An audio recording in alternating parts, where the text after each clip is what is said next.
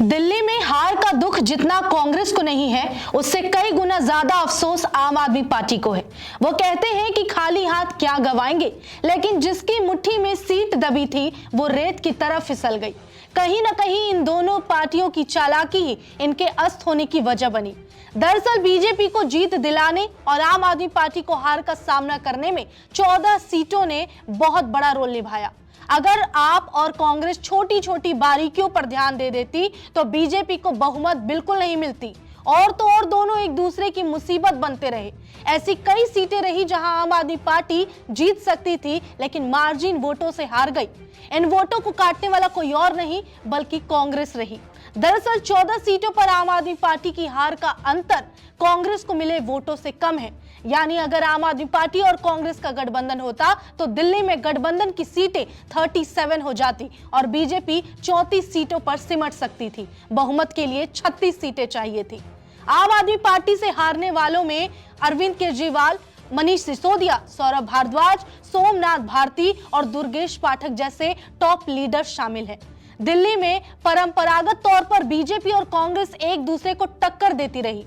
यहाँ कांग्रेस को anti BJP vote मिलता रहा, लेकिन 2013 में आम आदमी पार्टी की एंट्री हुई और कांग्रेस के एंटी बीजेपी वोट पर उसने कब्जा कर लिया। अब बात अगर पुराने आंकड़ों की करें तो 2013 में आम आदमी पार्टी को 30% वोट मिले, जो 2020 में बढ़कर 54% हो गए। वहीं 2013 में कांग्रेस को 25% वोट मिले, जो 2020 में घटकर 4% हो गए, जबकि बीजेपी के अपने करीब 35% वोट बरकरार है। यानी ये माना जा सकता है कि कांग्रेस और आम आदमी पार्टी के वोटर कमोबेश एक जैसे हैं। अब उन 6 फैक्टर पर बात कर लेते हैं जिसमें होशियारी दिखाकर आम आदमी पार्टी और कांग्रेस ने अपना बंटाधार कर लिया है। लोकसभा चुनाव के बाद आम आदमी पार्टी नेता गोपाल राय और कांग्रेस के दिल्ली प्रदेश अध्यक्ष देवेंद्र यादव ने कहा था कि गठबंधन सिर्फ लोकसभा चुनाव के लिए था, दिल्ली विधानसभा चुनाव अकेले लड़ेंगे। वहीं वरिष्ठ पत्रकार रशीद किदवई के मुताबिक कांग्रेस 5 से 10 सीटें चाहती थी, लेकिन 1 दिसंबर 2024 को केजरीवाल ने साफ कर दिया कि वो कांग्रेस से गठबंधन नहीं करेंगे। इस समय कांग्रेस दिल्ली में आपके कुशासन के खिलाफ पदयात्रा निकाल रही थी। कांग्रेस नेता अजय माकन ने केजरीवाल को देशद्रोही और फर्जी तक कह दिया। आप सरकार के कथित शराब घोटाले के विरोध में कांग्रेस की रैलियों में नारे लिखे हुए शराबनुमा गुब्बारे उड़ाए जा रहे थे।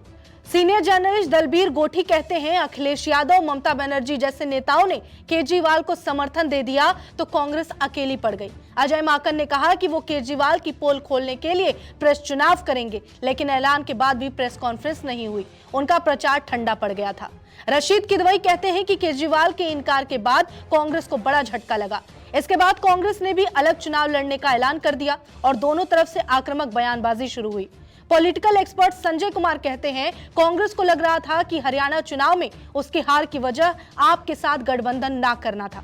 केजरीवाल के गठबंधन से इनकार करने के बाद कांग्रेस के पास दिल्ली में अपना अस्तित्व बचाने की चुनौती थी। पार्टी के पास दिल्ली में सिर्फ 4% वोट शेयर था। कई नेता पार्टी छोड़ने को तैयार थे। ऐसे में उनके पास चुनाव लड़ने का एक ही विकल्प बचा। जब राहुल ने केजरीवाल के खिलाफ बयान दिया तो केजरीवाल ने पलटवार में कहा, आज राहुल गांधी ने मुझे खूब गालियां दी, लेकिन मैं उनके बयानों पर टिप्पणी नहीं करूंगा। उनकी लड़ाई कांग्रेस को बचाने की है, मेरी लड़ाई देश को बचाने की है। नमस्कार, मैं हूं मानक गुप्ता। अगर आपको हमारा ये वीडियो पसंद आया हो तो इसे लाइक और शेयर जरूर करें, और हाँ, हमें सब्सक्राइब और फॉलो करना ना भूलें ताकि आप देश और दुनिया की कोई खबर मिस ना करें।